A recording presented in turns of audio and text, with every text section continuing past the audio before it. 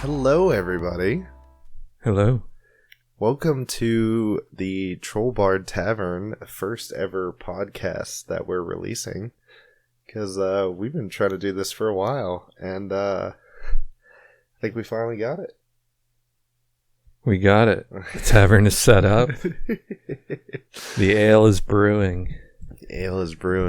And yeah, just a quick rundown, I guess. We're just two dudes, two cousins, two friends, two gamers that are we're just starting this podcast, man, to talk about just gaming in general.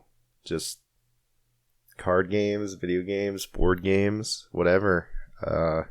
New and old. Yeah, and we're just really kind of focused on like community friendly kind of stuff, community involvement, budget friendly is another big thing, but mainly it's just I guess it's kind of like a no holds bars gaming podcast. And you're listening to it right now with the Troll and the Bard. Whoa! Isn't that weird that both the Troll and the Bard are here at the Troll Bard Tavern? You would think. So what's good? What's good? Yeah, I mean, let's just jump into it. What you been playing this week? I knew you were going to call me out first. Because I have finally done it, my man. What do you do? I got off the mobile games. Oh, really? Yeah. I finally made the decision to get off of mobile games, put in a little extra effort, and start playing some like real games that aren't trash. Like, did you hop on the PC? I did not. My oldest son got the new Ninja Turtles game. Nice. For the Switch. Revenge of Shredder. Revenge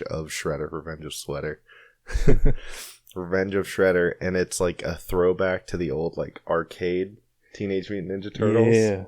But you can have like up to 6 players, just like side scrolling and just like whomping ninjas and stuff.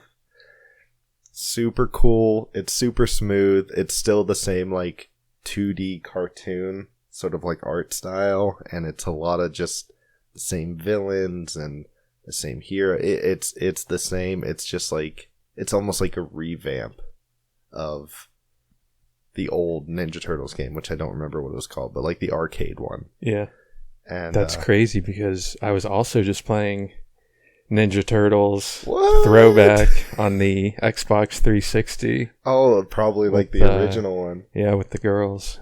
They liked it. That's awesome. Yeah, I probably spent like 4 hours today just playing with John because my other son's grounded for hitting a kid on the bus, so he's not playing video games anytime soon. Ouch. Yeah, but yeah, I was Michelangelo, he was Leonardo, and we were just running through it, and he's like, "Who is that?" And I was like, "Bro, that's Rocksteady, that's Bebop, that's Shredder. Like, you don't even know, man.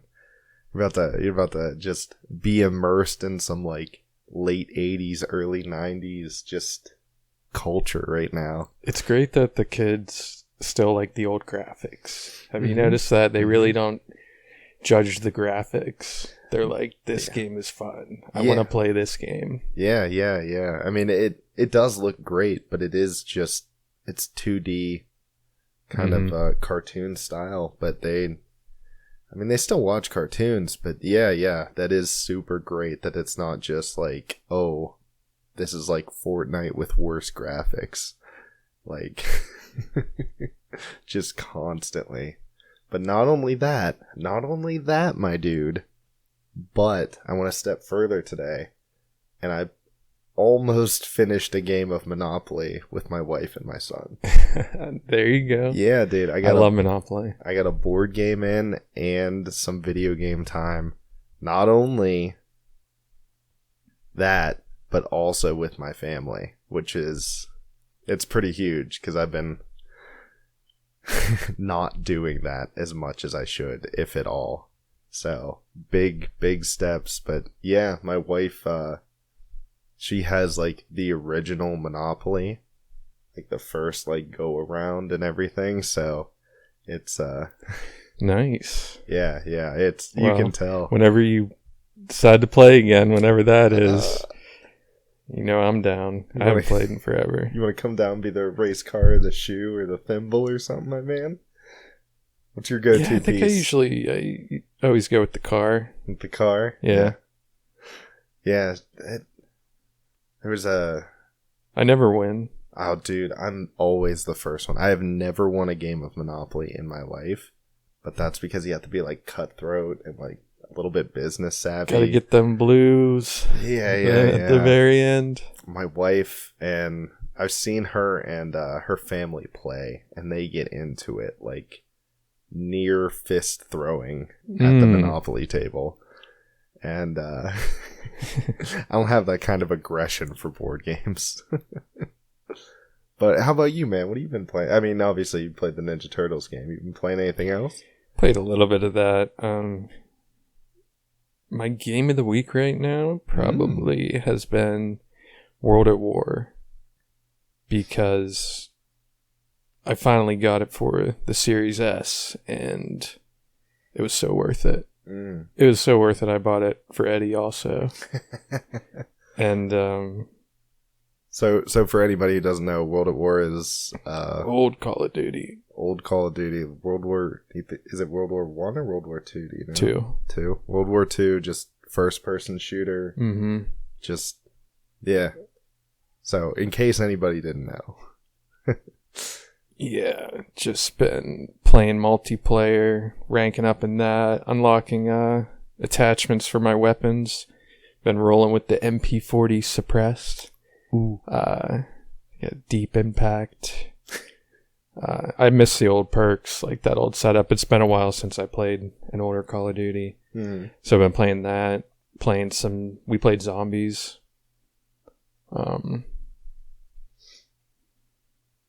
What else? Even played private matches. Yeah. Like, just all around playing it, yeah. What else? Always Gears. Gears 3. And Halo 3. Nice. So those are definitely my games of the week. It's going to be like that for a minute. Yeah. Next week, we'll see how it's going. But, yeah. We got a couple things we're trying out in this podcast, but the main thing we're going to be working on is putting out a video a week. That's kind of our goal. And we're just going to kind of update, I guess, whoever's listening and each other, what we're doing. And just any interests and any news or even any channels, other gaming channels that we've just been really into lately. And, just kind of spread the love of the whole gaming community with the gaming community. All three of you that are listening right now, I'm assuming. So take us down memory lane for a minute. Let's talk about some of the first games you got into that were like your faves. My faves, and probably the games I have put the most hours into, have been, I'm not sure if you can call Pokemon an RPG, but single player games. But Pokemon has always been huge in my life. I grew up in the 90s, and, Game Boys were coming out. Pokemon had come out. It was on TV. There was a card game. They were busting out video games that were making it over here. I think there was even like a comic book and a manga happening around that time. But it was so big in the school. It was so big in my friends group that like you had to be playing Pokemon. And I was always getting the newest Game Boy. It's the only thing like I ever asked for my birthdays and Christmas, but they're close enough to where I'd always ask, like, hey, like, can we combine the gifts? Like, just one gift, both holidays, new Game Boy. I want the Game Boy, like, Color, or the Game Boy Advance, or... Yeah, did you, your first Advance, was it purple? It was purple, yeah. Yeah. I thought I remembered that. Yeah, the originals for the Game Boy Advance were purple, and I think they came out with, like, a gray... And I think there were some other colors, but I remember the purple one. I eventually got a white one. Did you? Yeah, that was my first one. Yeah. And then quickly switched over to the SP. Yes. The SP was big for me. We talked about this earlier, and I mixed up the SP and the DS. But the SP was the first Game Boy that not only had a backlit screen, so you didn't have to get one of those like weird lights or like play in the light. Mm-hmm. But it also was the first rechargeable one. It was also a flip top. So like it just had they just went wild and just started doing stuff. It played Game Boy games and Game Boy Advance games, which was also huge. And in my opinion, in my humble opinion, at the time, and considering what it did for Game Boys, I think it's the best Game Boy. Because it did so much in just one like step from the Game Boy Color to the Game Boy SP. It just did so much. Yeah. I mean, now we've got like 3D and Wi-Fi and that, like, I get it. There's so much more, but I mean, at the time, having a rechargeable Game Boy was huge for a kid that had no job. Like, I didn't have to constantly be stealing batteries or, like, begging to go to Walmart to buy more batteries. Like, I just needed a cord and an outlet, and I could play my Game Boy forever. It was great. But what about you, man? Yeah, what was the question again? What was your favorite? Yeah, what was like one of the oldest games that you really got into? Yeah, let's start with that, and then because I have another question, a follow-up question to this one. Mm. All right. For me, man, it was such a variety of games. Super Nintendo, PS1 was like huge whenever it came out, and I was a little kid. So many hours into that, and then PS2, but the whole time I was also gaming on 2 old school PCs. So like all the old DOS games. Yeah, definitely a big variety of games. I'd say the first game I ever really got hooked on, probably RuneScape. Ooh. There were many games before that. We played Neopets growing up. Yep. Yeah, there's selling coffee at my little store. And t-shirts. You think the Neopet servers are still up? I think they are, yeah. Are they? Yep, same game that we used to play. Man, I kind of want to check them out. Just as like a throwback kind of thing. I'd have to start. I don't remember my login at all. I'd have to start a new one. But yeah. Dude, that was another little realization is how much I played Cheat.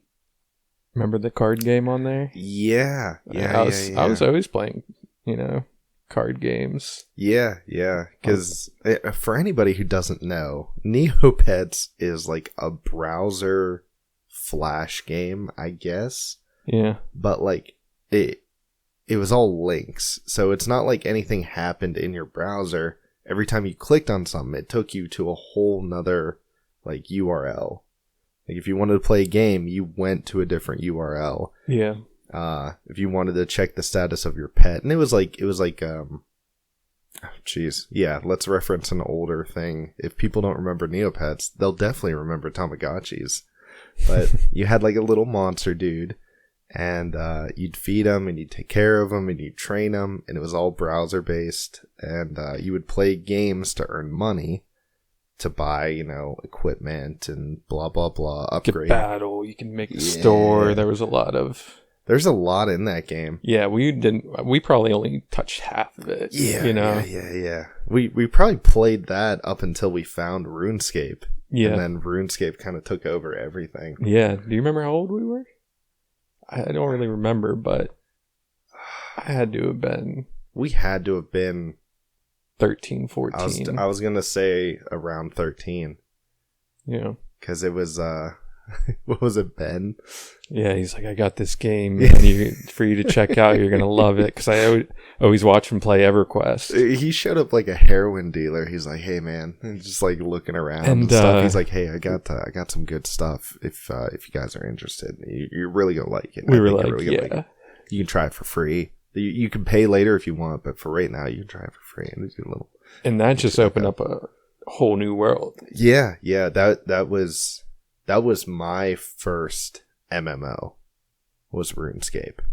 So we're talking like 2004, 2003. Yeah, so 14. 4 or 5, somewhere around there. Yeah, so I was probably 13 or 14. You were probably 13. Yeah, we were playing on Walmart dial-up.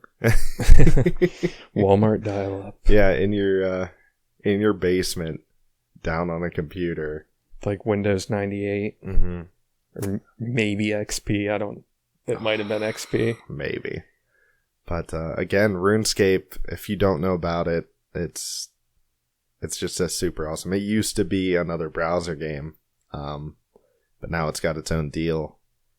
And it's just an MMO that's really simple, really straightforward, and you just grind. That's the whole game, is you grind. There's quests to do, you can fight people, but the majority of that game is grinding out skills.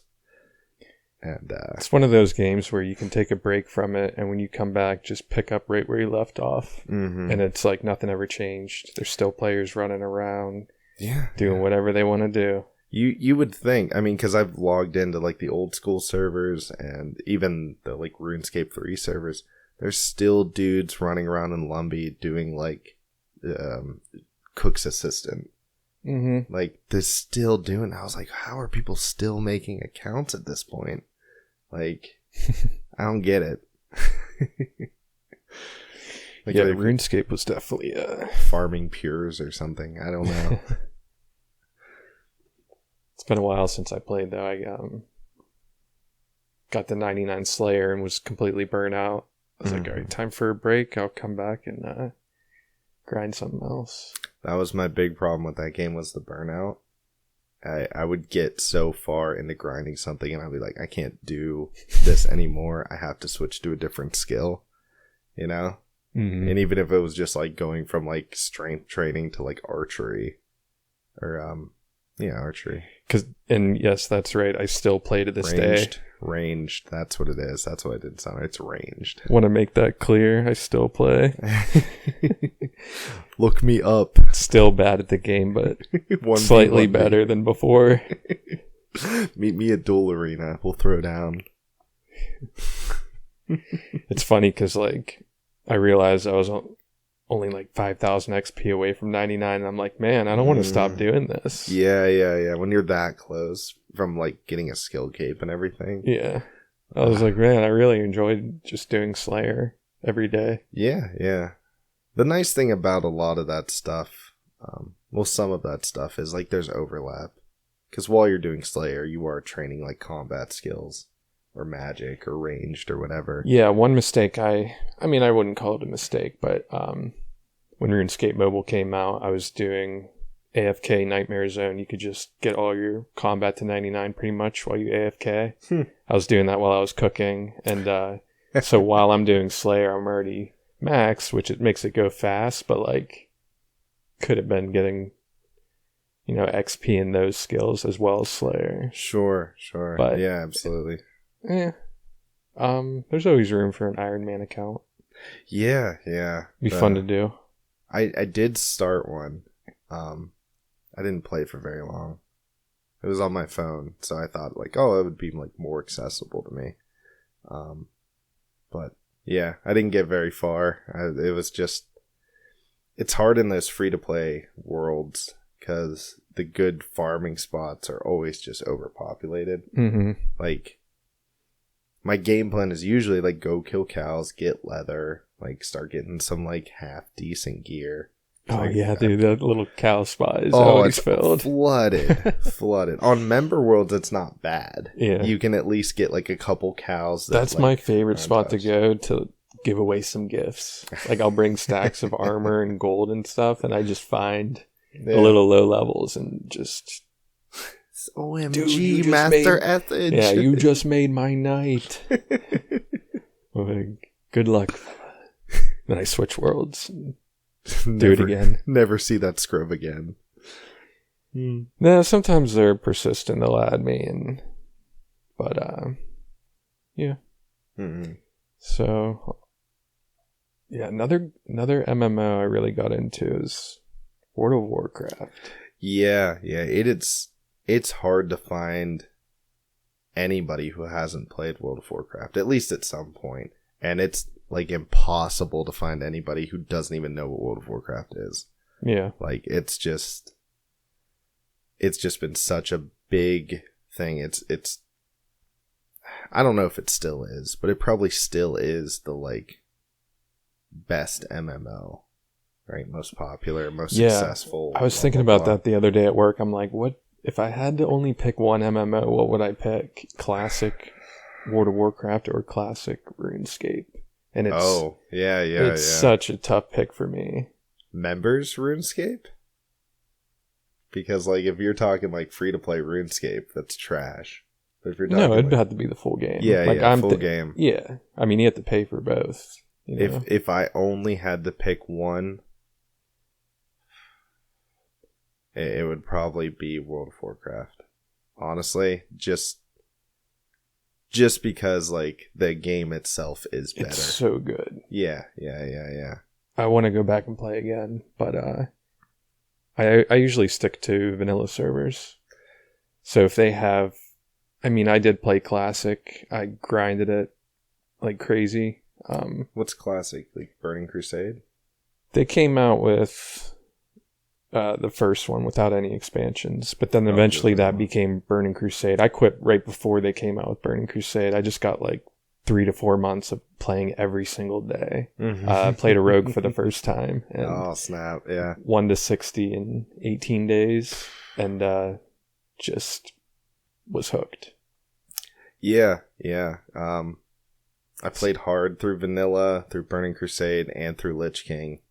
And then after that's when I started to fall off the wagon. Yeah. They started making some big changes, and I also haven't gone back to retail since Cataclysm, which was right after Lich King, I think. Yeah, Cataclysm was the last one I tried to play. Me too. And is that still the last time you played retail? That's like... I don't know if I ever bought the Panda expansion, whatever that one is. It was dumb. Whatever it was. Would you ever go back to a classic, though? Classic, yeah. I loved... Dude, Which expansion did you like the most? Or did you like the... I like the game without the expansions. I could play vanilla or I could play Burning Crusade. I'm fine with both. Wrath of the Lich King was okay. The mechanics in that game are just unlike other games. They're so good. Mm-hmm. That battling system is just... That's really what makes the game so enjoyable. Yeah. And a lot of that was a big part of why I liked it was that you could like hang out with your friends in RuneScape and like talk, but it was more RuneScape's pretty AFK overall. Mm-hmm. Right? So it'd just be like you're talking with your friends over the phone and you're like clicking, the magic trees every once in a while, or the yew trees, or running to the next mithril spawn, or whatever. But with World of Warcraft, you had to pay attention to the game. You had to talk about the game. Like, there was so much going on, and like things were so quote quote important there.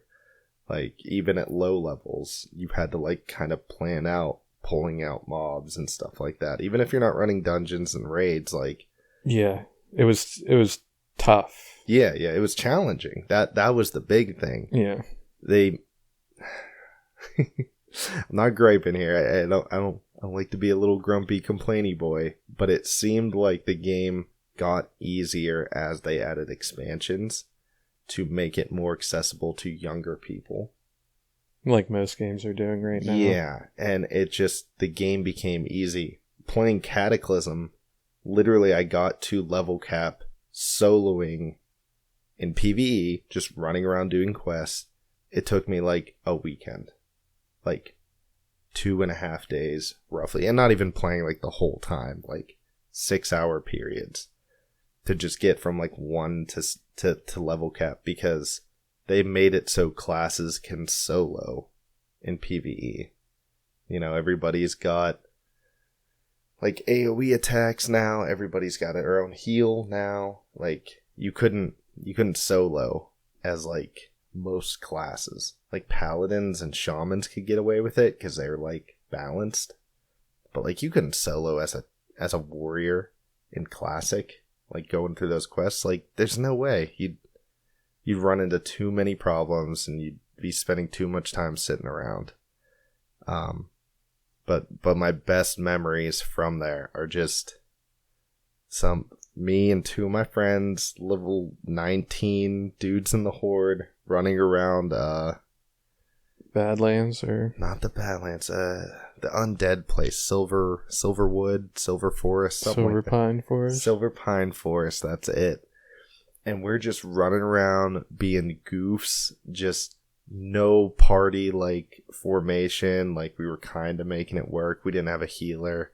Like we were silly little noobs running around, just goofing around, getting wiped by like the rare spawns and stuff. Listening to Flogging Molly was my choice.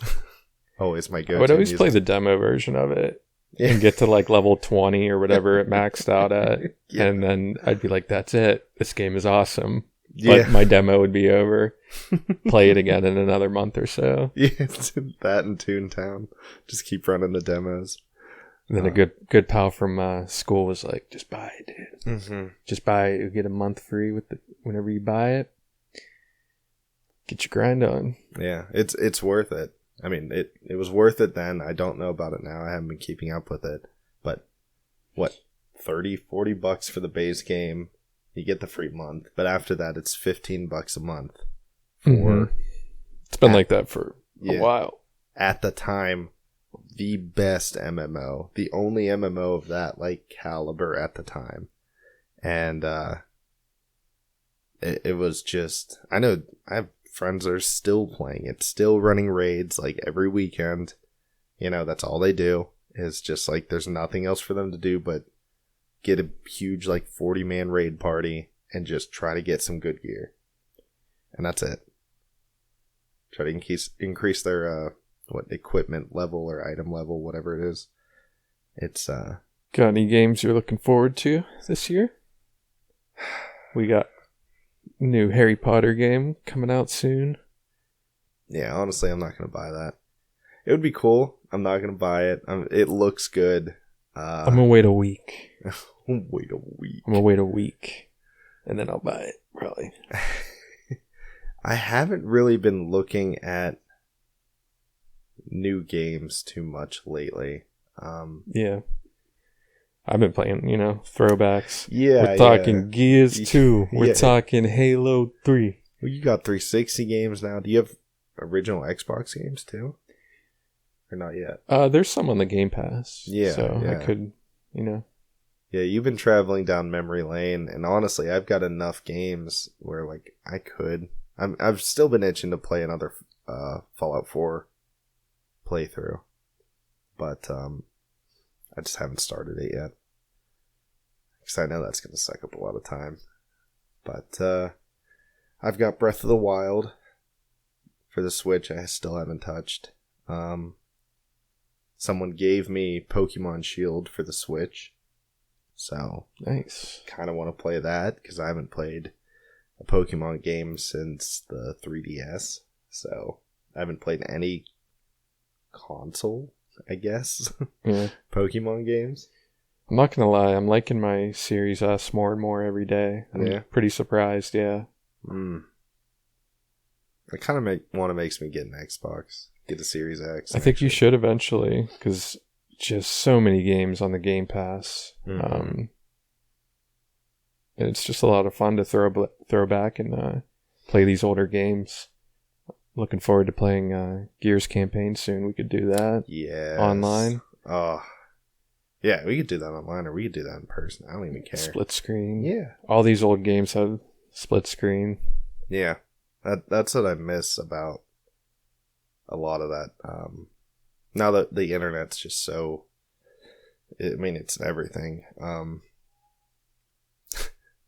It kind of just feels like detached playing over the internet with people versus like whenever we were young and it was like you had to be in the same room and like...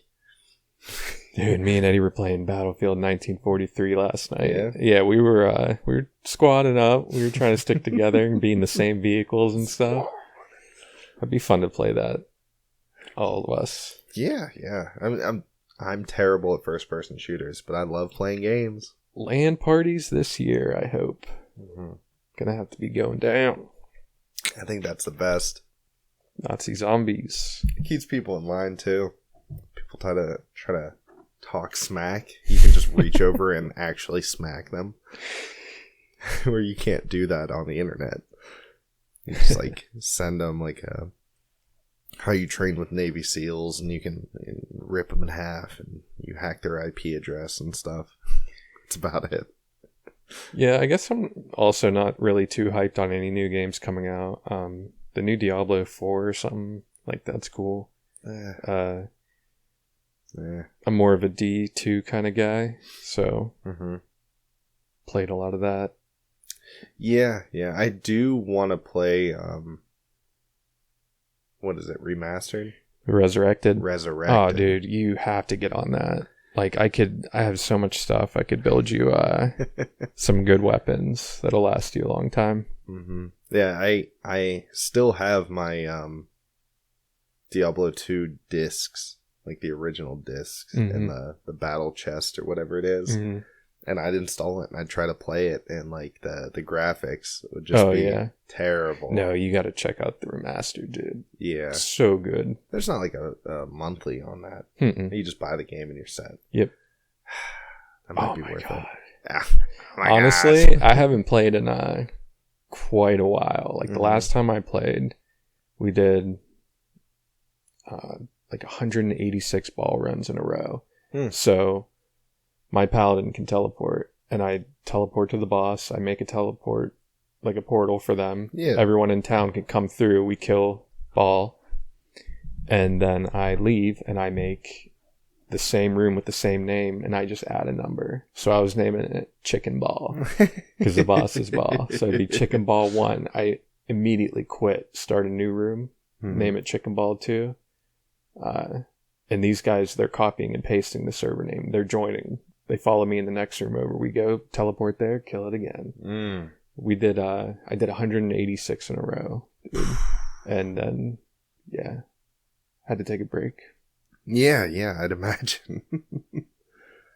No, that might be worth it. It's probably, like $60 or something? You can probably get it cheaper than that, but... It's been out for a while, that's true. I spent so much time on that game. That's when I was working in Zelianople.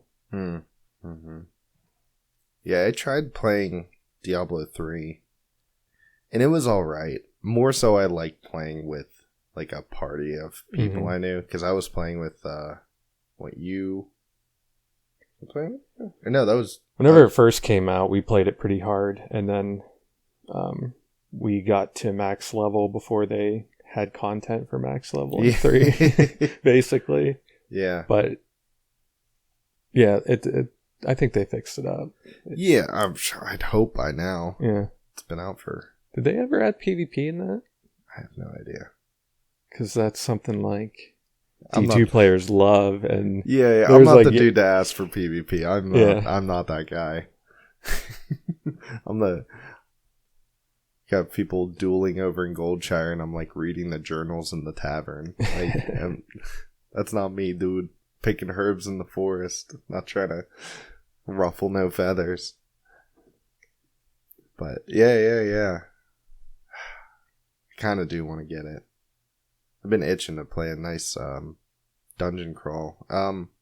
Actually, now that I think about it, Torchlight is either coming out with or has already come out with the next one. And that's kind of Diablo 2-esque. Yeah. Where it's just like the same kind of like overhead camera, the big talent trees, multiple like talent trees for each class. And yeah, it's the same thing, but it's less like dark and gritty. It's more kind of like cell shaded and like fantasy type, like happy fantasy, I guess. Mm-hmm. But it's a really, really solid game. I played Torchlight 2 a lot, put a lot of hours into that. And then the modding community is crazy for that too. Just adding in new classes and items and stuff. But yeah, if you like Diablo 2 and that type of like dungeon crawling thing, you'll probably like Torchlight. Honestly, it's the same thing. Just different like art style, different genre, I guess. Because Diablo 2 is just really like dark and gritty and like, yeah, this demon's just eating people, and this guy takes off people's skins and tans them, and like, you know what we got to do? What are we doing? We got to come up with little team decks, little partner deck, two-headed giant decks for the realm of Magic the Gathering. Calling out the boys. Yeah, I've been thinking about this a little bit. Two-headed giant isn't huge, so there's not like a lot of like, I don't know, channels and support for it and stuff like that. But I know a lot of the team compositions that work are like one deck's in charge of offense, one deck's in charge of like defense. And so like one deck will either be like, you know, like literally like fogging, like prevent damage, or it'll be like countering, or like creature control, like destruction. And the other one will just be either putting out like little hasties or just big dumbs and swinging in. And that seems to work. We've got a nice little squad of people playing Magic right now. We have a commander crew, and then we do a lot of, well, yeah, you got your commander boys. I do. I need to get a hold of them. It's been a minute. Yeah, and then ran into another crew that was playing just regular 60 card Magic, and we kind of hopped back into that. Yeah, over at Glenn's? Yeah. Dang. So he's gonna need a bigger table. Yeah, we're getting the gathering back together. Yeah, man. It would be baller to have a place in town for everybody to meet up. He did just get a man cave opened up to start throwing down. So his garage? Basement. Also good. Also a solid man cave. Yeah. That's pretty fire. I kind of want to make... So we're going to have to... We're going to have to put together some decks. We're going to have soon. Yeah. We're going to have at least a commander deck. You've already got some 60 card decks, and some two-headed giant decks would be great. Yeah, that would be super fun. That would be super fun. I haven't played a lot of two-headed giant. We don't want to give them too much information. Yeah, they could be listening right now. They could be one of the 3 people listening to a podcast day 1. But, yeah. Man, my cards have been packed away for so long. It's time to wipe off the dust and throw down. Oh, dude, I gotta, shovel the dust off these things. Give them a little fireball. Yeah, I gotta hit up all the boys and just be like, hey, what are you doing? Let's throw down. My house, Glenn's house, parking lot, school lunch table, whatever. Whenever. Yeah, we go back a little bit with Magic. Mm-hmm. Yeah. The first time I ever saw Magic, I was probably 12, 13 years old. Mm-hmm. And it was, my stepsister's boyfriend was way into it. And then at the time I was playing like Pokemon and Yu-Gi-Oh!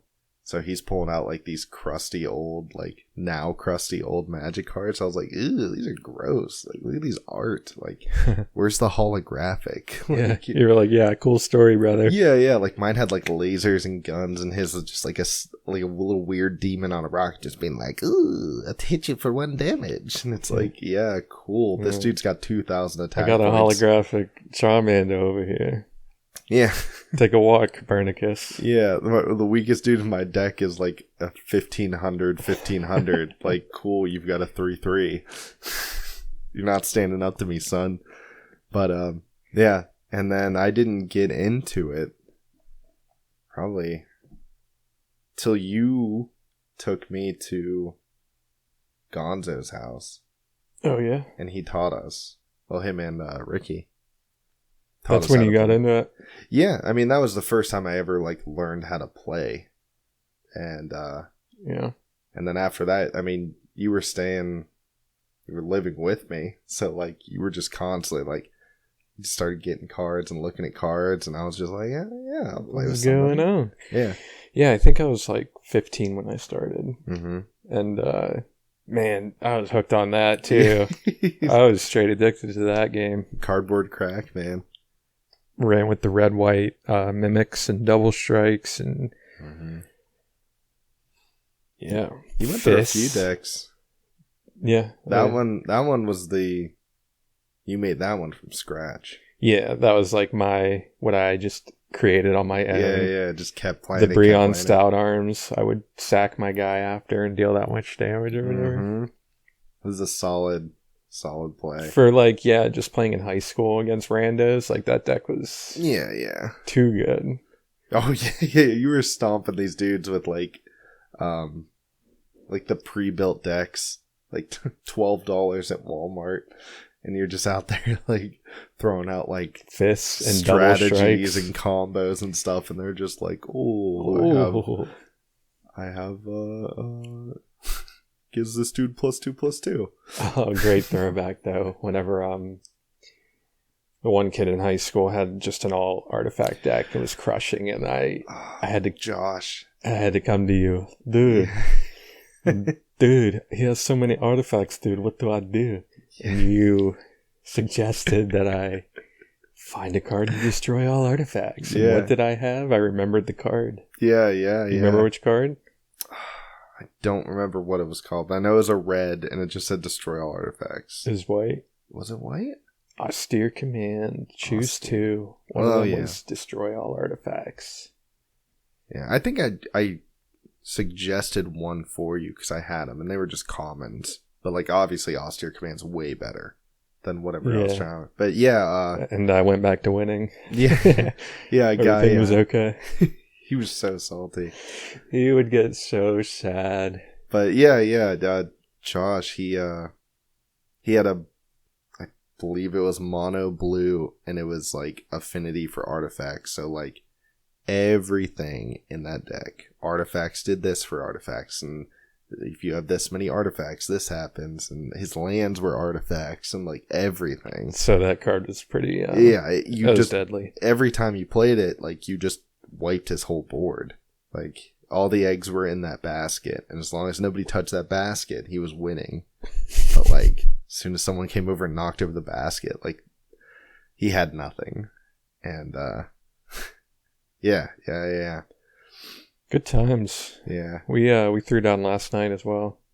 Did you? Yeah. Man. We played a little 3-player free-for-all. We start with 30 health. Oh, sure. That was pretty fun. Played the black-white tokens. It went well. Yeah, I mean, you're at 60 cards and 30 health. I mean, you might as well add another 10 health, another 40 cards. You know, maybe even pick like a guy you like the most to like be in charge of your deck, and if you're putting in that many cards, you might as well go singleton at that point. And then you've got a decent game of Magic you can play.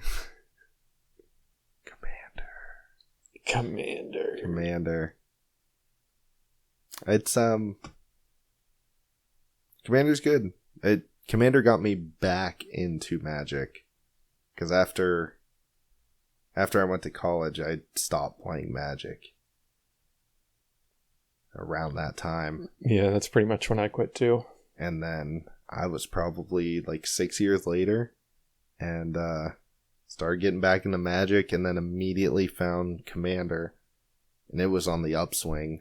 Well into the upswing. And we just hopped on that. And my play group just fell in love with it. And we played that for years and years. Did you play any D&D this week? Not this week. Last week we did have a session, and actually, I mean, if you're into D&D, you know the news, and I want to get into the news, but I'll answer that question first because there's some spicy boys happening. But right now I run a very small game. We meet like maybe once a month. And we're using Traveler, which is like a sci-fi space exploration kind of deal. So it's a little bit slower paced and like the numbers are smaller. You know, people die from bullets. It's not like you can just eat 17 bullets and still like kill the Kraken with a great axe, you know. But yeah, just 3 guys and me. And we play in his basement, and just how nerds should be, drinking Mountain Dew and eating Cheetos. And it's good. Man, I feel like we can have a whole podcast talking about tabletop games. But what's up with what's the news? So it's kind of big. It happened last week. Maybe the week before that, towards the end. So what had happened was Wizards of the Coast, who not only makes Magic the Gathering, also makes Dungeons and Dragons. And they make a bunch of other stuff too, but, you know, that's 2 really big things that they make. Yeah. What they did was 20 years ago, I believe, they had a gaming license created. And what that allowed people to do was to use their system and their like intellectual property to make their own games. So like Pathfinder, Kobold Press, Green Ronin, like a bunch of these other little tiny publishers started popping up. 20 years later, you know, they were looking through this contract that everybody signed and said like, hey, you can use our stuff free of charge. We'll never ask for money. You'll never have to pay royalties, blah, blah, blah. They find some kind of loophole in it. And they're like, hey, you know how you guys are successful due to our stuff? Well, if you make a certain amount of money off of our stuff, we want 25% of your income. Like just off the top, like before you have to pay taxes and bills and all that, blah, blah, blah. Like, we want 25%. And right now, there are so many people that are just, I mean, there's no other word, they're just pissed at Wizards of the Coast for doing this, that the Wizards website crashed because so many people were unsubscribing from their D&D Beyond, which is like their online access to D&D. Like their website crashed because so many people were just trying to cancel their subscriptions at once. And they're facing all kind of backlash. Not because like... Did it blow up on Reddit or something? Did it like... the story blow up on there? It's everywhere, man. They put out public statements saying that like, hey, this is what's going to happen. And like kind of like forcing people to ask or to sign on it.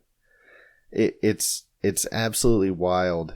All it is Wizards is trying to make more money, right? Whatever their quota, whatever their bottom line for this quarter or this year, they want more. And they're going back on promises that they made to all these other people that they would never do this thing. Now they're doing this thing. And legally, I think they have... Sorry, our site crashed. Yeah. Let's just calm down, everybody. Stop canceling. Yeah. Another shady thing is they moved where the unsubscribe thing is, and they buried it deeper in their website. So they, like, hid the button to unsubscribe. Yeah. They were like, wait. Yeah. And so they tried to put out, like, another sort of, like, notice, being like, hey, I know you guys are, like, jumping ship because we're breaking promises, but we're not breaking promises. In fact, we never said we'd do those things. We're not going to do those things. We wouldn't do those things. And someone leaked, like, the new contract they're trying to get people to sign, and they're trying to do all of those things.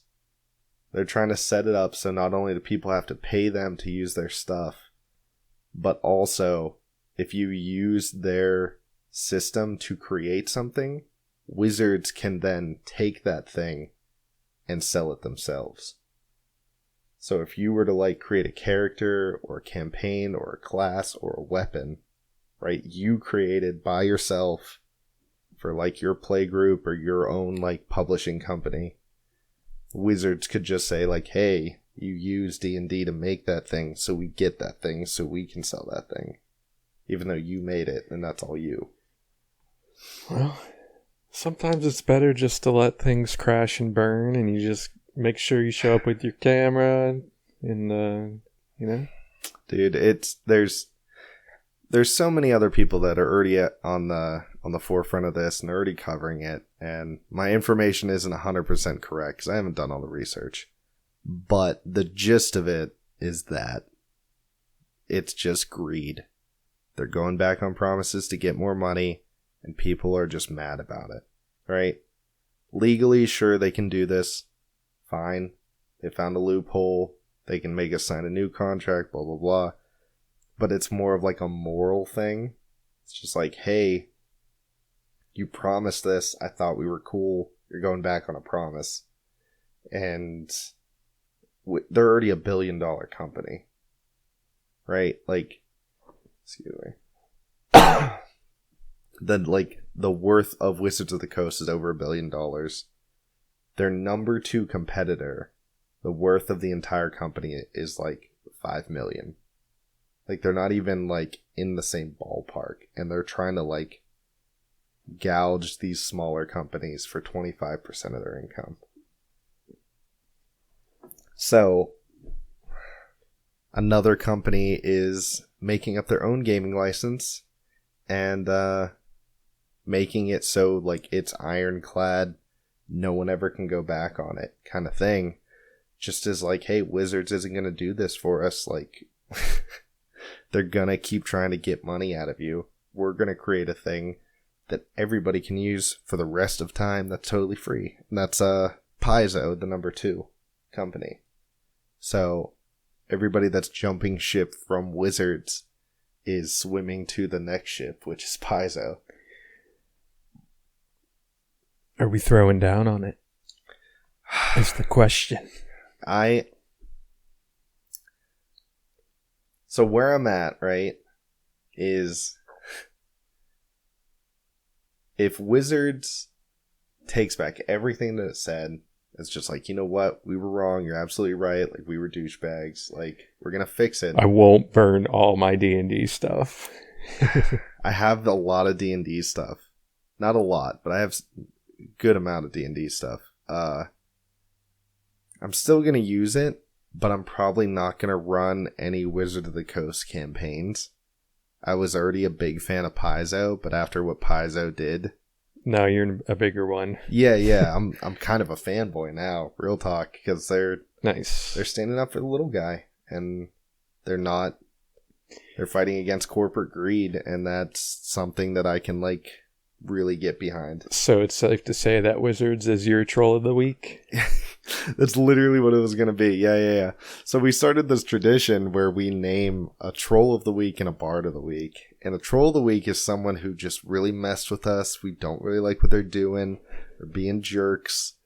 And the bard is someone who's just been like... More of a hero. yeah, a joy in our life, an inspiration, just like some dude who's like high-fiving us when we need that high five. And yeah, I feel like Wizard of the Coast is the troll of the week for so many people. It might be the troll of the month. Excuse me. Throat's dry from all that ranting. Congratulations, Wizards. You earned it. Yeah. Day one of this podcast, we're already against you. Good job. That being said, I'm not getting rid of all my Magic cards. There's some questionable stuff happening in the Magic community anyway, but worst case, if I'm done with Magic, I'm giving it to my buddy over here. Sweet. And he's gonna like quadruple his collection. Oh. Because I've got a bookcase full. And yeah. And yeah, on that note, Paizo, you are my bard of the week because you are standing up for the little guys. You're fighting against just blatant corporate greed and apparent gaslighting and all this stuff that's going on. And yeah, what are you doing over there, dude? Yeah, and honestly, Paizo Pathfinder is really, really good. I like it. It's a great system. I played it for a long time. It's fantastic. So, yeah, Troll. Who is... Well, yeah, he's the troll. Tell me who trolled the troll. Yeah, Ellie's gonna win this week for Troll of the Week for sure. The little girl who lives in your house. Yeah, just pretty bad for a 4-year-old. She just doesn't listen. Super troll. I don't let it bother me too much. Sure. I got patience, you know that. Yeah. I mean... So, congratulations, Ellie. You made it.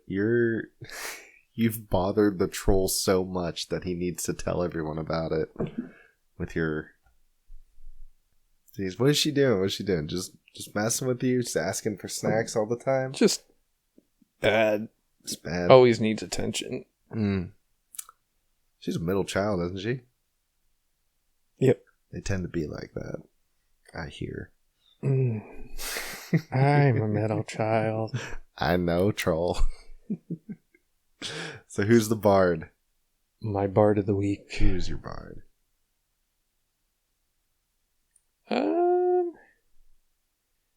You know what? We're gonna have to hand this one to the big brosif. Ooh. Sir Edrock. He's gonna have to be my bard of the week just for hopping on Nazi zombies and throwing down. You know what? Yeah, absolutely. Having somebody who's like there for you and can just like, if nothing else, just hang out and just murder things alongside you. I get that. Yeah. I get that. Yeah. His purchases in life definitely shaped my gaming career. Whenever he got a PS2. Mm-hmm. Thousands of hours spent on that boy. Yeah, you know what, Eddie? You helped me too, man. You gave me my first Game Boy. Shout out to that bard. He's an honorary bard. Just every week. He might not be employee of the month, but he's definitely on the wall. That dude, yeah. He let me play GTA Vice City way earlier than I legally should have been allowed to play. Dude, I remember when he snuck home GTA 3 because I for sure wasn't allowed to play that. Mm-hmm. And oh man, we had so much fun on that game. Just cruising, dude. So, like, not even doing the missions. Just just cruising around. It's a big old sandbox where you can murder people. It's awesome. Yeah, PS2 is definitely it's up there. You know, my top 3 for sure. Tony Hawk's Pro Skater. Oh my goodness. What else was I playing on there? I still have a PS2. Do you have Tony Hawk? I do. Tony Hawk Underground. You remember the one you had? Well, I think you had Wasteland, right, for the GameCube? I was like after the Underground, so they came out with I remember you had something on GameCube. Yeah. One of those Tony Hawks. I probably had one. It's been so long. And I don't even know what happened to my old GameCube games. Honestly. I don't know if I sold them. I don't know if I gave them away. I don't know if I threw them away. I have no idea where they went. But I had a half-decent collection. And I don't know where they went. Got the GameCube, though. Minus cords. You got it right here. You got it right here. I just need some cords to see if it still works. Right next to Kip from Napoleon Dynamite. And Liliana. Yeah. We're hopefully eventually gonna... Eventually we're going to get some video on here. Maybe do some stuff you need visuals for. Some like tutorials or we have a ton of gameplay we're going to be adding. Whether it's video games or Magic or anything of that nature. Yeah. We also want to maybe try doing deck techs. Break down our decks and tell what they do, what we're looking for, what a good hand is, what a bad hand is, blah blah blah. And we've got chess, and we've got Mancala. And I need to take a break from chess, man. Yeah, you playing too much? Yeah, for me right now it's too much. I'm talking like at least 20 games a day, every day. It gets old after a while, but it's so addicting. Like, I don't know.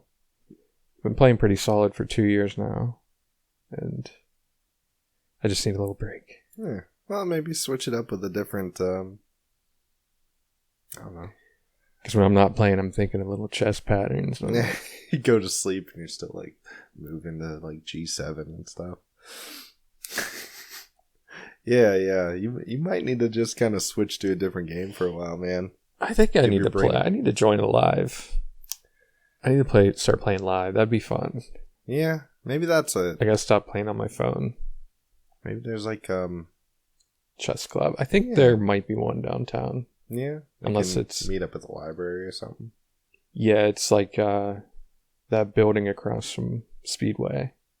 It's like I think they play bingo there or something. But like the VFW hall or whatever it is. Yeah. Oh, that'd be cool. Bunch of old heads in there you could play with. Yeah. Try to get people at work to play. One kid said he would play, but I mean, I kind of want a challenge, and I'm not just gonna go there to stomp him real quick, you know. Just that one dude, the only guy to stand up, and I just mate in 4. Oh no, I don't do that. I don't even try to do that online because it's just a noob tactic. And it's a cheese. Yeah, people still try to do it to me at my rating, and I'm like, okay, well, I know how to counter this, and grow up. Grow up, scrubs. Learn some better tactics. No, I think you're on the right path with what you're doing with Magic, and I mean, again, that's what we're going to be doing. It's what we need to do with this channel. A lot of kitchen table Magic, and just try to throw some laughs out there. Yeah, just get involved with the community. And we are. I mean, the people are coming together back from high school. Yeah. I need to get back to where I was hosting and setting up like little leagues. Because at one point we had roughly 8 people. And it got to the point where it was either we had to run 2 games or I started setting up like tournament brackets. Just like, obviously we weren't playing for anything other than bragging rights.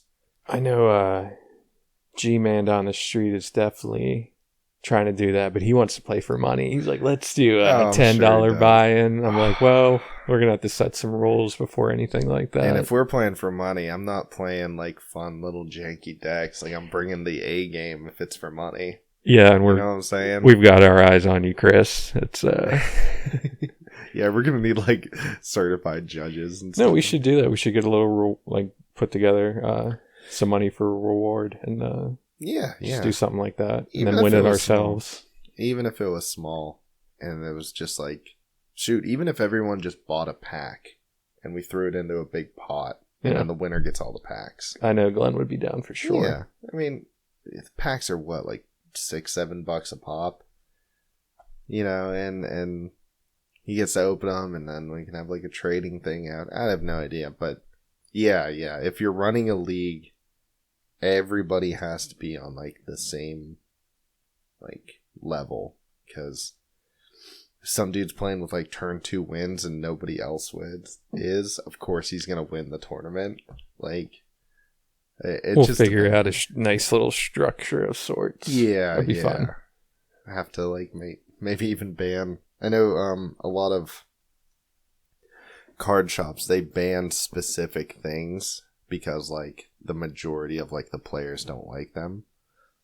Mm-hmm. And sometimes they get flack for that. It's like kind of reminds me of a casino, how casinos kind of just do whatever they want with whatever rules are going to suit them the best, and you have to abide by that.